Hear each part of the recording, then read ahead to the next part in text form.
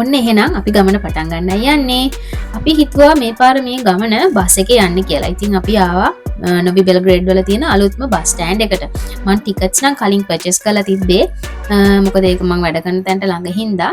ඒ වුණාට මම කෝකටත් ආයි ගිහිල්ලා ප්ලැට්ෆෝම් නම්බර් එක ඩබල් චෙක් කරගත්තා ඒගොල්ලන් එක්ක.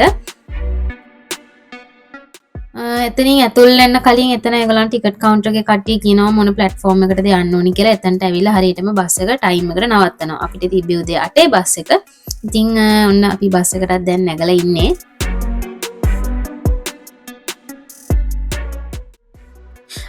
අපි මේ බස් ටිකට් පර්චේස් කරනකොට කරපු එක මිස්ටේක් එකක් තමයි අපි ගිහිල්ලා ඕවර් ද කවුන්ටර් ටිකට්ස් ගත්තු එක. මොකද එතනින් ගත්තාම ගාණ ටිකක් වැඩි වෙනවා. ඒගොල්ලන්ගේ ලොකු සර්විස් චාර්ජ් එකක් වදිනවා ටිකට් එකට. ඒ කියන්නේ සාමාන්‍යයෙන් ඔන්ලයින් ඕගලන්ට 1700කට 800කට වගේ ගන්න පුළුවන් ටිකට් එක ඕවර් ද කවුන්ටර් ගත්තාම අපිට 2450ක් ගියා. ඉතින් අපි ඒ කරපු මිස්ටේක් ඕගලන් කරන්න එපා. ඕගලන් ගන්නවා නම් වෙබ්සයිට් එක හරහා ගිහිල්ලා ඔන්ලයින් ටිකට් එක පර්චේස් කරන්න. ඒ වැඩේ ගොඩක් ලාභයි.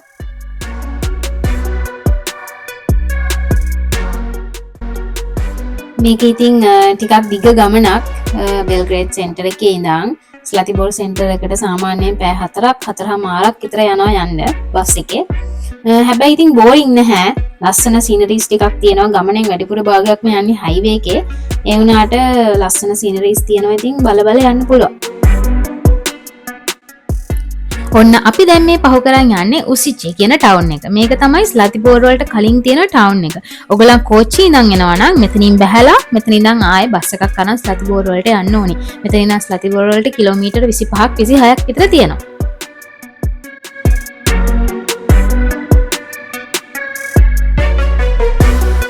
හයි ඔන්න අපි ස්ලතිබෝර් වලට ඇවිල්ලා අපි බුක් කරපු අපාර්ට්මන්ට් එකටත් ඇවිල්ලා තමයි ඉන්නේ. එන්නවත් එක්ක බලමු කොහොමද අපේ අපාර්ට්මන්ට් එක කියලා.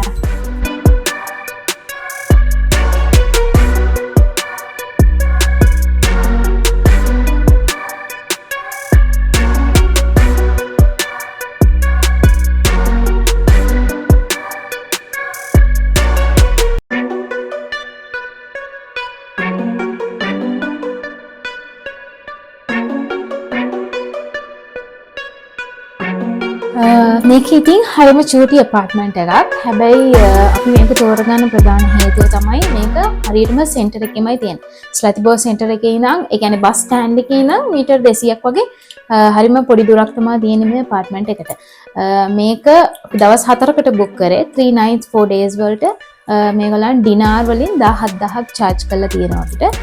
මේකේ ස්විමින් pool, ජකුසි ඒවා වෙනමම තියෙනවා. ඒක ඔක්කොම මේ price එකට include වෙනවා.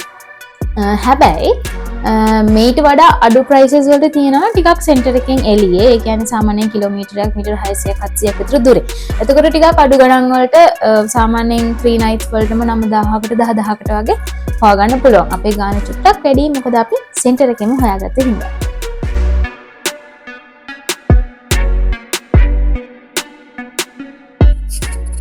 ඉතින් අපි අපේ ෆස්ට් ඩේ එක අපි තීරණය කරා පොඩ්ඩක් ස්ලතිබෝර් ටවුන් එකේ හැවිදින්න.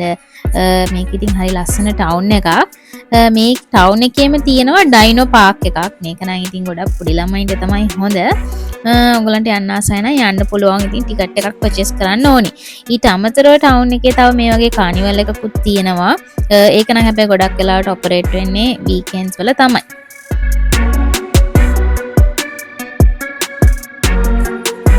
ඔන්න අපි අපේ සෙකන්ඩ් ඩේ එක ස්ටාර්ට් කරා.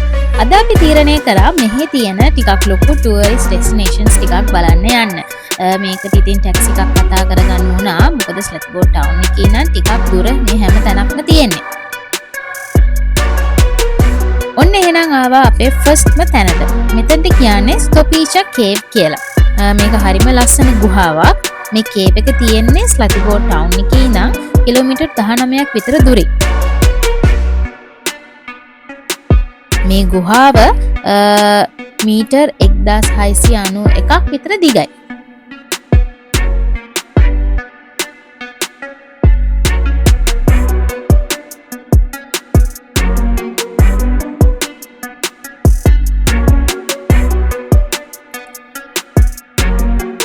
මේ තැන් ටික ටික බලන්න ටැක්සි එකක් කතා කරගන්න නැතුව නම් වැඩේ කරන්න ටිකක් අමාරුයි. අපි ඉතින් ඒක හින්දා ටැක්සි එකක් කතා කරගත්තා. හැබැයි මේ ටුවර් පැකේජ් එක කරන ට්‍රැවල් ඒජන්සීසුත් තියෙනවා. හැබැයි ඒව ටිකක් විතර එක්ස්පෙන්සිව් මේ ටැක්සි රයිඩ් එකත් එක්ක බලනකොට.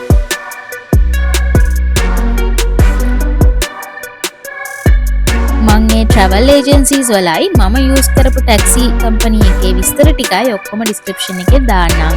ඔයගලන්ට වැඩිපුර මොන හරි විස්තරයක් දැනගන්න ඕන නම් මට මෙසේජ් එකක් දාන්න. මම අනිවාර්යෙන් ඔයගලන්ට රිප්ලයි එකක් දාන්නම්.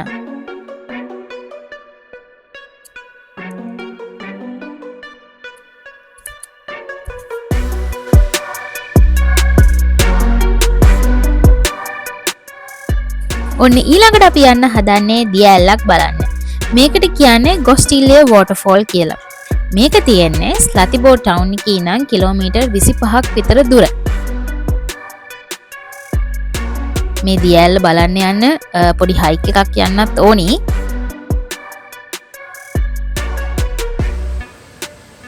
මේ දිය ඇල්ල මීටර් 20ක් විතර උසයි. මේකත් මෙහි තියෙන හරිම ලස්සන තැනක්. මේකේ ටිකට් එක දිනාර් 250ක් වගේ තමයි වෙන්නේ.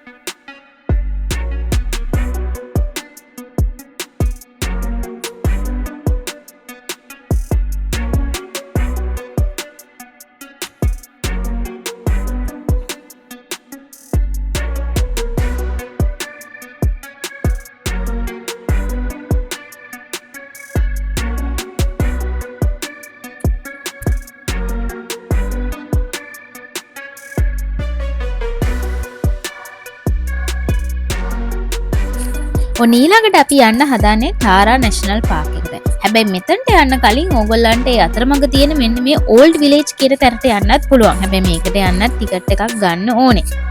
ඉතින් අපි ඒකත් බලලා දැන් මේ ටාරා නැෂනල් පාක් එකට යන. මෙතන තමයි ටාරා නැෂනල් පාක් එකේ තියෙන ලස්සනම view point එක තියෙන්නේ. මේ ගඟෙන් එහා පැත්තේ තියෙන්නේ බොස්නියාව. ඉතින් ඕගොල්ලන් ස්ලතිබෝර් වලට විසිට් එකක් යනවා නම් ටාරා නැෂනල් පාක් එකේ මේ view point එක බලන්න නම් අමතක කරන්න එපා. මම මේක ගැන ලොකු විස්තරයක් මගේ Facebook page එකේ ළඟදිම දාන්නම්. ඔන්න අපි පටන් ගත්ත අපේ 3 වෙනි දවස. අද අපි තීරණය කරා ස්ලතිබෝර් සෙන්ටර් එකේම තියෙන ගොන්ඩෝලා රයිඩ් එකක් යන්න. මේ රයිඩ් එකට එක්කෙනෙක්ට ඩිනාර් වලින් 1500ක් charge කරා. මේක තමයි ලෝකේ තියෙන දිගම ගොන්ඩෝලා රයිඩ් වලින් එකක්. මේක හරියටම පැයක් යනවා up and down. කිලෝමීටර් 9ක් තියෙනවා සම්පූර්ණ රයිඩ් එක. මේ රයිඩ් එක ඉතින් හරිම ලස්සන සීනරිස් ගොඩක් එක තියෙන රයිඩ් එකක්.